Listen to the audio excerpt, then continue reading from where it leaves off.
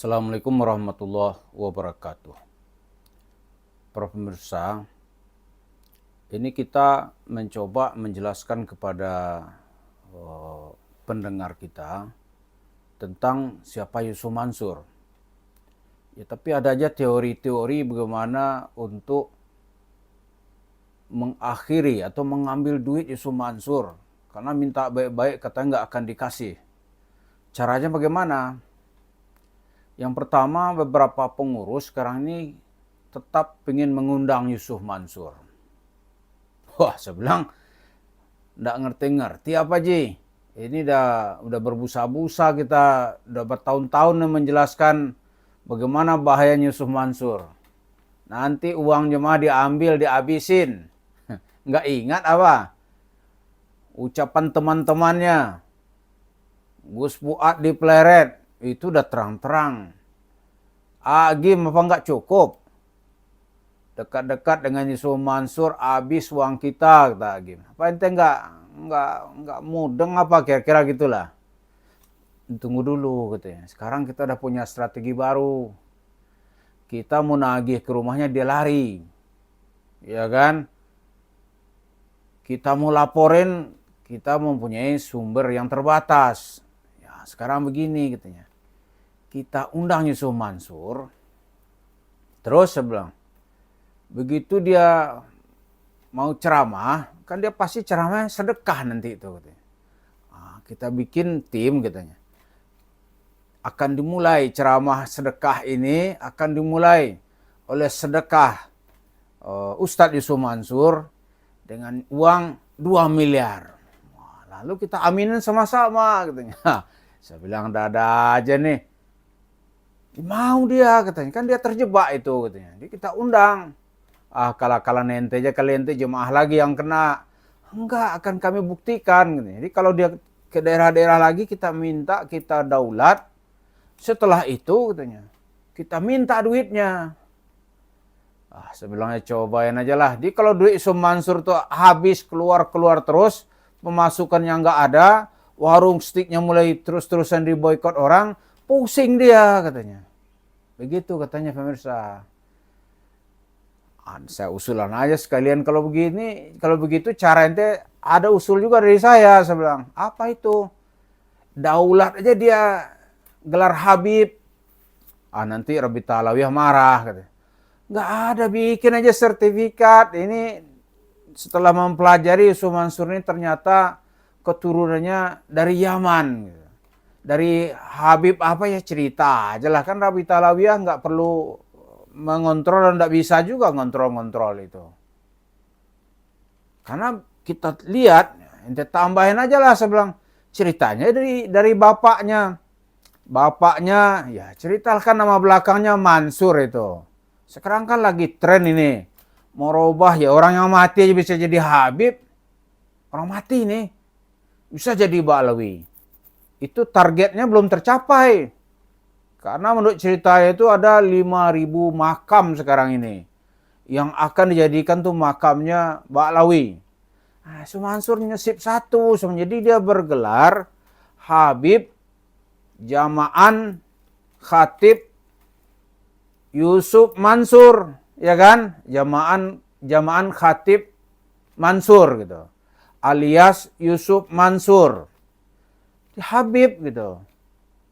Terus apa ininya? Nanti panitia duluan yang ceramah. Habib itu mengikuti akhlak datuknya Rasulullah. Dia orangnya maha pemurah ini gitu. Jadi kalau dia bawa mobil, bilang aja jemaah sini orang miskin-miskin semua. Jadi mohonlah Al-Habib Yusuf Mansur untuk mensedekahkan mobilnya gitu.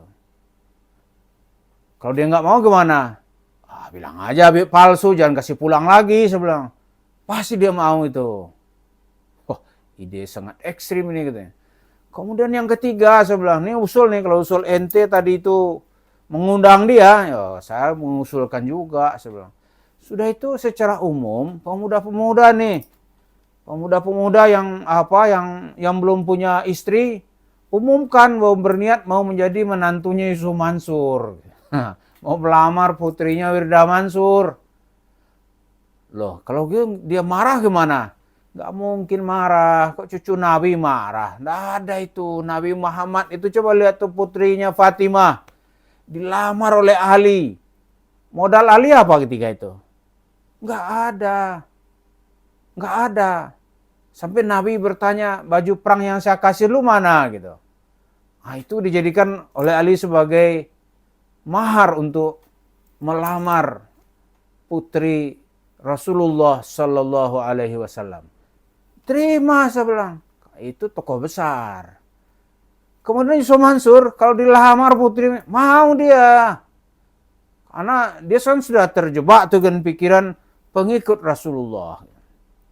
Karena sekarang ini Yusuf Mansur, itu yang mengungkap silsilah keluarganya itu belum ada. Ada selentingan dari, siapa itu? Cendekiawan dan tokoh Betawi gitu. Bapak Dr. Randus Haji Ridwan Saidi, Allah yarham, yang setelah meninggal, dia mulai bercerita sebenarnya katanya ada itu Pak Haji Mansur di daerah Ketapang itu namanya Haji Mansur. Nah, kan diidentikan nanti itu keluarganya Yusuf Mansur, kakeknya Yusuf Mansur gitu. Karena silsilah Yusuf Mansur ini sampai sekarang masih misteri gitu. Nah, menghindarkan misteri ini, ya didaulat aja di Habib, jelas semua itu gitu. Habib Yusuf Mansur gitu. Ya kan? Kemudian silsilah keluarga itu nggak ada, terbuka dia. Ibunya siapa? Hanya sekeping cerita ibunya. Ibunya lagi taklim bersama Khadijah gitu. Taklim bersama Siti Khadijah, istri Rasulullah. Di akhirat lagi. Ini kalau orang pakai akal ya bilang ini cerita bahlulnya ke langit udah nih. Tapi ya karena cerita hanu-hanu ya orang-orang sih percaya aja. Nah, tuh kasih dia gelar Habib gitu. Biar dia mengurai silsilahnya. Kemudian siapa bapaknya Yusuf Mansur? Nggak ada ya sampai sekarang dia ceritakan. Ya udahlah, anggapnya dia tuh anak seorang Habib, ya kan? Daulat aja jadi Habib. Kan dia juga pernah ngaku keturunannya dari Yaman dulu tuh. Kan pas itu. Nah setelah itu, setelah gelar ini, umumkan juga mulai hari ini itu makan di warung Steak and Shake. Bibalash. Balas artinya gratis. Gratis aja udah. Gak usah pakai bayar. Itu umumkan, diviralkan gitu.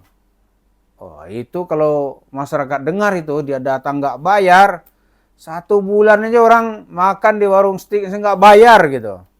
Oh, itu mencret tuh Yusuf Mansur, yakin saya itu tuh.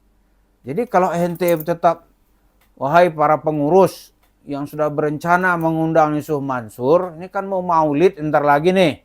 Sekarang kan udah bulan Safar, ntar lagi maulid. Ya kalau menurut sana begitu, daulat dia jadi Habib. Kemudian minta duitnya gitu. Itu cara, ya kalau dia dapat gelar kebesaran ya kasihlah tanda sertifikat secara resmi gitu. Ini habaib atau Habib di luar jalur Rabitah Alawiyin. Kan nggak apa-apa. Karena dari Yaman sana itu kan nggak Alawiyin saja, banyak itu jalur-jalurnya. Ente klaim aja jalur apalah gitu. Jadi dengan demikian cerita perlawanan kepada Yusuf Mansur ini di banyak stake gitu. Banyak pintu. Kalau dari depan orang sekarang menggugat dia melalui pengadilan. Dari samping ya kita mencoba menjelaskan siapa Yusuf Mansur. Apa hubungannya dengan warung Steak and Shake? Benar nggak cerita itu dia berbisnis secara murni? Nah dari masyarakat juga harus ada pergerakan. Jadi menghadapi Yusuf Mansur di era keterbukaan seperti sekarang ini, jangan hanya di satu pintu. Kalau satu pintu ya enak dia gitu. Udah gue gak dengerin dah. Ya, kalau YouTuber aja bicara aneh gak dengerin dah. Serah lu dah gitu kan.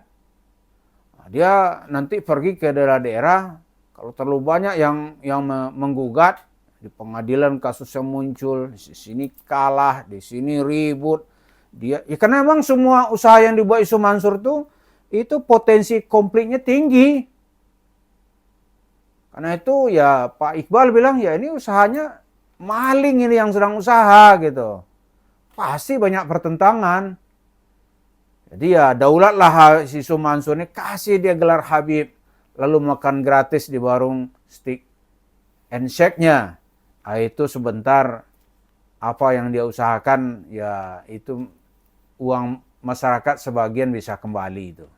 Saya kira langkah-langkah praktis ini harus kita praktekkan terus sampai nanti masyarakat menemukan hak-haknya yang pernah dirampas oleh Yusuf Mansur atas nama sedekah atau atas nama tabungan tanah dan atas nama pendidikan berjamaah dan atas nama masuk surga berjamaah. Semua itu adalah omong-omong atau omon-omon dalam bahasa kampanye. Omon-omon yang nggak ada wujudnya sama sekali. Terima kasih. Assalamualaikum warahmatullahi wabarakatuh.